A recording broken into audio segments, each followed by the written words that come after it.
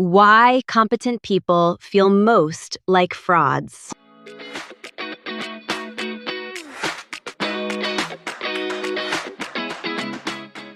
It's that moment before a meeting.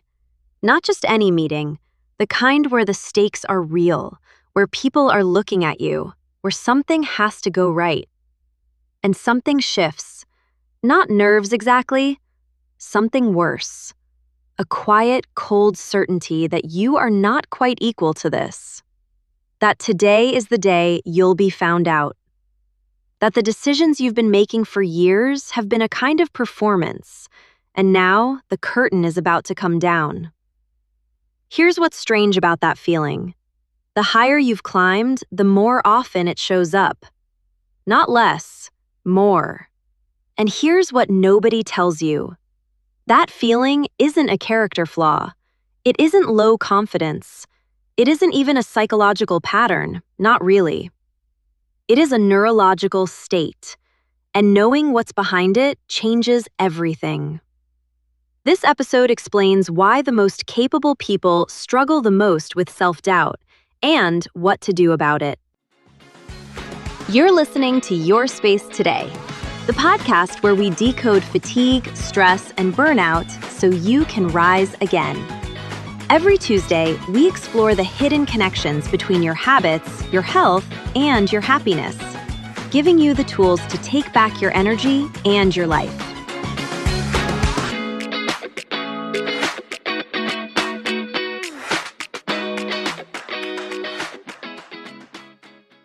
Let me introduce you to Alex. Alex is 48. He's a chief technology officer at a company that's doing well, partly because of decisions he made. He gets through his inbox before most people have poured their first coffee. He doesn't miss things. His team trusts him. By any external measure, Alex is exactly where he should be. But 3 minutes before a board presentation, he's sitting in the car park scrolling back through his slides for the 4th time. Not because anything is wrong, because he can't shake the feeling that something must be. Alex has been doing this his whole career. He's told himself it's just how driven people operate, that the anxiety before big moments is the price of caring. He's actually a little proud of it, thinks it keeps him sharp. What he hasn't realized is that it's a sign his brain is chronically running on empty. This is the thing about imposter syndrome that doesn't get enough attention. It doesn't just show up in people who are struggling. It concentrates at the top. The higher the responsibility, the more visible the stakes, the more opportunities there are for the brain to turn on itself, and the more brutal the internal voice gets when it does. The original research on this phenomenon, published in the late 1970s by psychologists Pauline Clance and Suzanne Imes, identified something that has been confirmed many times since. High-achieving people are particularly prone to feeling fraudulent, specifically because they are aware enough of complexity to know how much they still don't know. The competence and the doubt grow together. But what that research couldn't fully account for is how profoundly this experience is shaped by the state of the brain itself. Because there's a version of imposter syndrome that is temperamental, a stable part of how someone moves through the world. And then there's a version that is neurological, that fluctuates with sleep, with stress, with what you've eaten, with how long you've been running on fumes. Alex is deep in the second kind, and he doesn't know it. The brain, under chronic pressure, doesn't just feel worse about performance. It actually becomes less accurate at judging performance, including its own. Research into how we evaluate ourselves shows that self-assessment is already an imprecise business under normal conditions. Under stress and fatigue, it degrades further. The gap between what we're actually capable of and what we believe we're capable of widens. And it almost always widens in the wrong direction. What's happening to Alex is not a story about confidence. It's a story about a brain that has been under-resourced for too long, and what that quietly does to the way you see yourself. And this is where most advice about imposter syndrome goes wrong, because it tries to fix the belief without restoring the brain. So, what's actually happening inside Alex's brain in that car park? Let's start with fatigue, because it's the biggest driver. There's a part of the brain, the prefrontal cortex, that handles our most sophisticated thinking. Planning, nuanced decision-making, and, critically for our purposes, the ability to accurately reflect on our own performance. Researchers call this metacognition, thinking about your own thinking. It sounds abstract, but it's extremely practical. Metacognition is what lets you review a decision you made and say, that was actually pretty good given what I knew at the time. Or, that didn't work, but here's why, and here's what I do differently. It's the faculty that produces accurate, calibrated self-assessment. The prefrontal cortex is also the first region to suffer when sleep is poor. Researchers who have studied sleep deprivation and complex decision-making have found that the things we lose first aren't the simple, mechanical tasks. Those hold up surprisingly well. What goes first is exactly the kind of nuanced, flexible, high-stakes judgment that senior professionals rely on most. And accurate self-evaluation falls directly into that category. So the first mechanism is this. Fatigue quietly dismantles the part of the brain that would let you accurately see your own competence. It doesn't just make you feel worse, it makes you assess worse. Now add stress.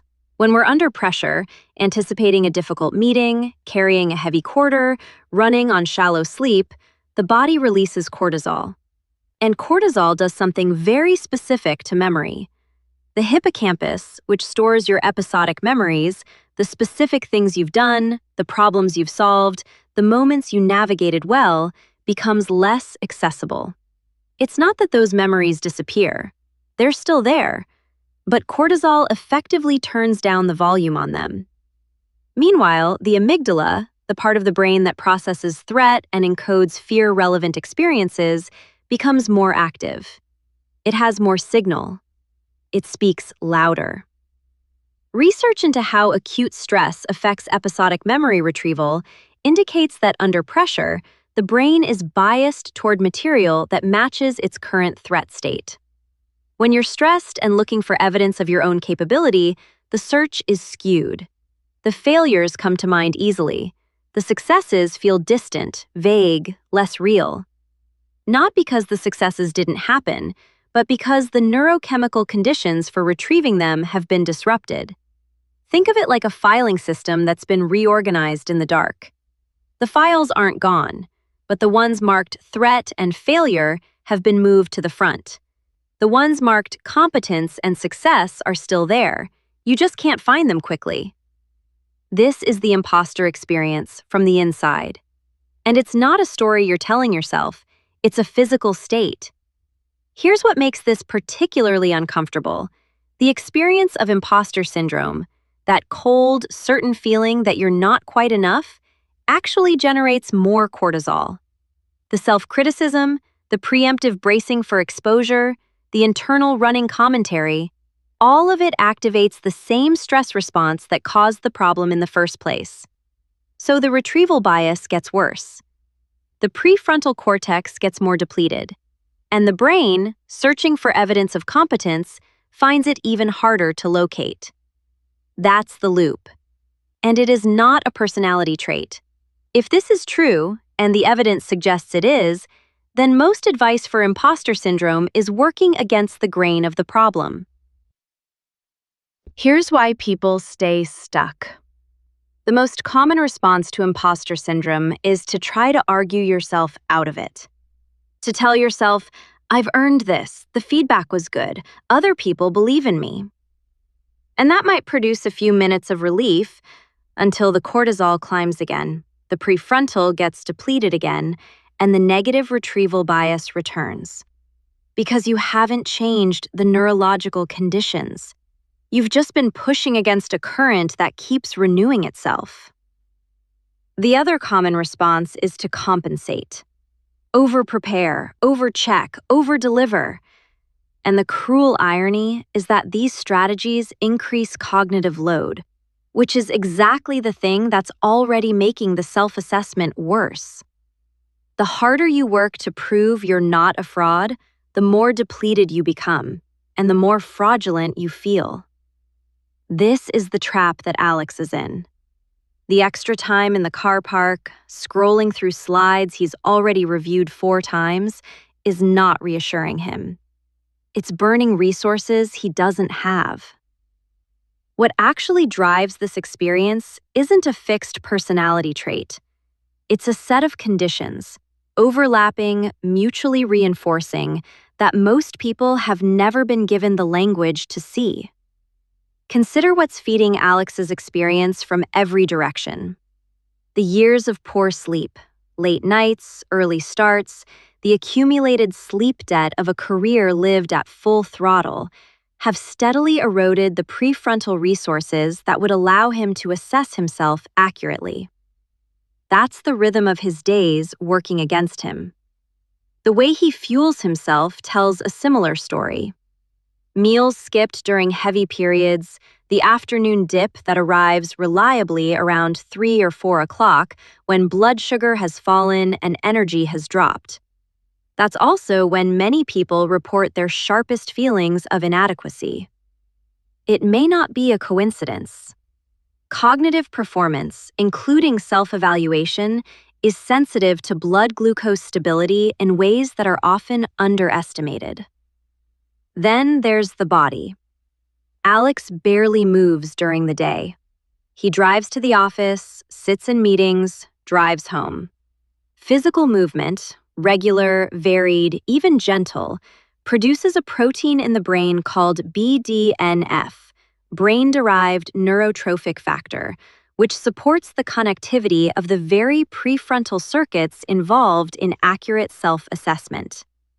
When movement disappears from a life, one of the things that slowly fades with it is the brain's capacity for clear, calibrated thinking. And finally, the internal commentary.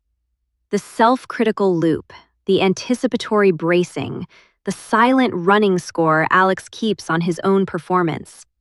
This is what generates the cortisol that narrows his access to his own history of success. The mind feeding the stress response. The stress response feeding the mind. These 4 inputs don't operate independently.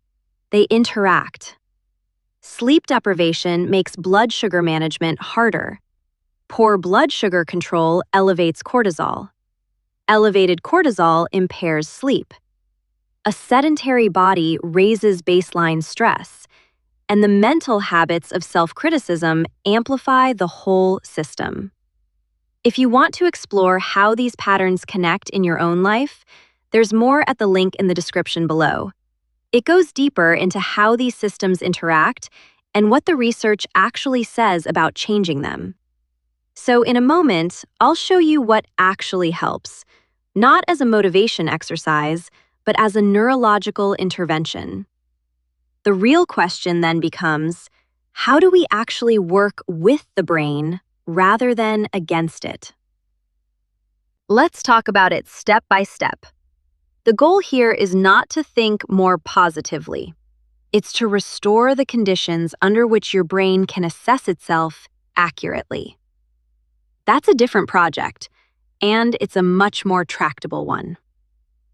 The most powerful single lever over the long term is sleep. This isn't surprising, but it bears saying plainly. Consistently getting adequate sleep does more for accurate self-evaluation than almost any other intervention. It restores prefrontal function. It regulates the cortisol rhythm. It improves the fidelity of the brain's own assessment systems. The research on this is not subtle. But there's something you can do starting tomorrow, before the sleep is fixed, before the stress has dropped, that works with the neurological problem directly. It's called an evidence file, Here's how it works.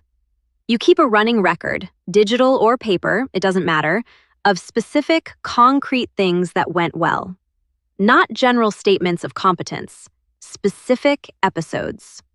Not, I'm a good leader. Instead, I handled the Ericsson restructure when nobody else knew how to approach it. Not, my presentations are strong. Instead, the board asked me to present that scenario analysis again at the next session.